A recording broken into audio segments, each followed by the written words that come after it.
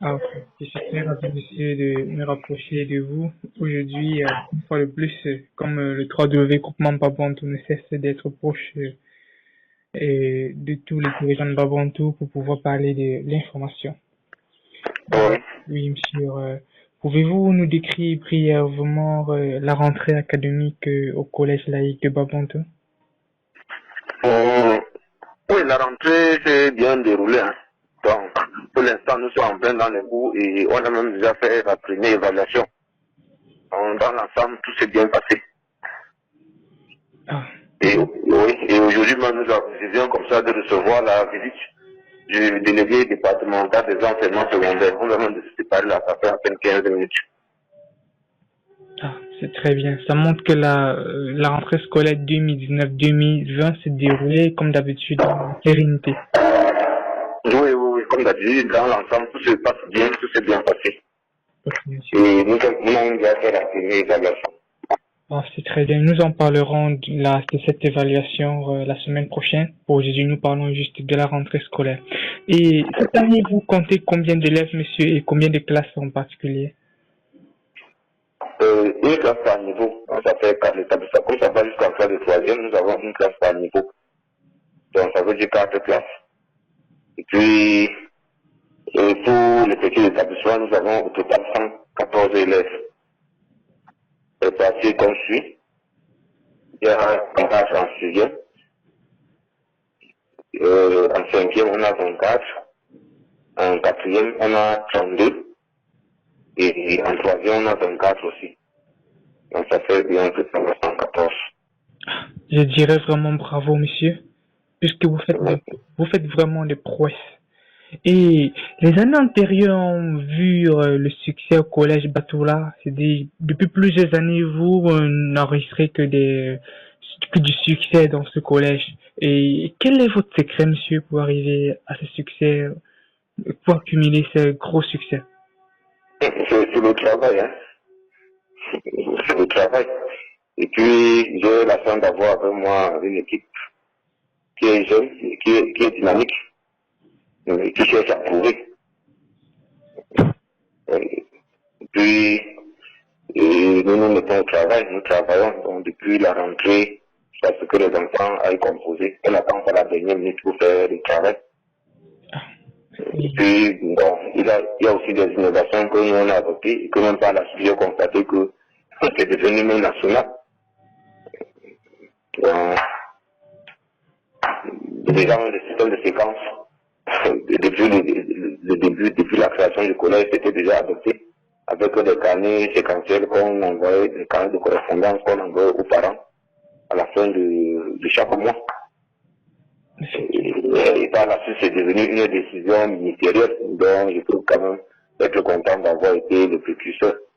ah, euh, nous rappelons aussi que vous avez déjà des élèves, en fait, nous allons dire vos enfants que vous avez déjà eu à former, qui sont les grands cadres dans le pays et également dans la diaspora. Et effectivement, je dis que je suis grand-père, parce que j'ai des enfants qui sont passés par ici, ils ont pris leur diplôme, et que, bon, ils ont gagné leur vie, ils sont mariés, ils ont construit leur vie, et que leurs enfants sont même revenus ici, jusqu'à avoir encore leur diplôme. Quelle prouesse, quelle joie Vraiment, c'est... d'être au collège laïque. Nous rappelons que, une fois de plus, que vous avez déjà pratiquement 20 ans d'enseignement dans ce collège. Et également, nous allons dire 20 ans de difficultés et que vous les traversez chaque année et que nous disons aussi que le collège Batola est un peu éloigné de la population aussi. Et quelles sont les difficultés que vous faites permanemment face, quelles sont les difficultés auxquelles vous faites face chaque temps et comment vous faites pour vous en sortir, monsieur? Bon, les difficultés, il y en a. Il y en a. D'abord, vous savez que quand je monte la tête, donc la première difficulté, c'est que, bon, le salaire, il ne peut pas dire que vraiment, c'est insuffisant. Donc, quand nous, on a fait le travail dans ces conditions-là, c'est vraiment un sacrifice. Et vous comprenez aussi que ce n'est pas facile pour un diplômé de quitter la ville et venir s'installer au village comme ça, là, donc vraiment, il faut tirer un coup de chapeau à ce qui affecte tout le monde, je le sais. Oui. Il y a un jeune aujourd'hui, là, comme on vient, faire abattre là, qui travaille, franchement, beaucoup ne vont pas accepter. Parce qu'en ville, il y a quand même plusieurs possibilités pour s'en sortir. Donc, même si tu peux faire aussi des vacations, même des répétitions, ça donne quelque chose. Donc, voilà une des difficultés. Donc, mais on a quand même la volonté de faire du travail. C'est ça qui nous permet de surmonter cette difficulté.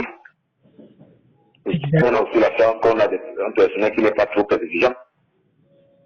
Quand même sur le plan infrastructurel, il y a des difficultés. Comme aujourd'hui encore, le délégué, bon, il dit tout est bien, mais il y a des manquements. Il parle par exemple des toilettes. Depuis 23 ans, quand nous sommes là, les enfants n'ont même pas de toilettes. Donc on voit que c'était des gens vraiment exigeants, ça devait vraiment nous mettre en mal. Et depuis 23 ans, on n'a pas de toilettes, on doit partager les mêmes toilettes avec les élèves. Vraiment, c'est grave. Mais nous, on accepte de travailler dans ces conditions-là, juste parce qu'on a la volonté, franchement. Ah oui, monsieur. Et je vais dire vraiment, c'est beaucoup de persévérance à votre niveau. Et les difficultés avec les élèves ou la population, comment vous le faites? Mais, Les difficultés, vous ne rencontrez pas les difficultés avec les élèves ou peut-être la population? non. Avec les élèves, vraiment, c'est une famille, hein, même la population, c'est une famille. Et moi, je suis Banja, mais je suis plus connu à Bapuantou qu'à Banja. Quand ils sont à Banja, même, il y a beaucoup qui croient que je suis Bapuantou. Donc, nous disons vraiment, la population Bapuantou est très accueillante, hein, franchement. Les très accueillante, c'est une population qui est vraiment hospitalière. Donc, quand je suis ici, je me sens chez moi. Pas seulement moi, tout le monde. Tout le monde, j'ai plus d'amis ici que dans mon village. Quand je me une cérémonie dans mon village, c'est les Bapuantou qui organisent, c'est les Bapuantou qui font la cérémonie. Et je me dis même que c'est même l'une des raisons qui nous ont amenés aussi à rester ici longtemps. Parce que si la population n'était pas accueillante, beaucoup seraient partis. Moi-même le premier. Donc, nous pourrons dire que Babantou, c'est une terre accueillante et qu'également c'est le Cameroun en miniature.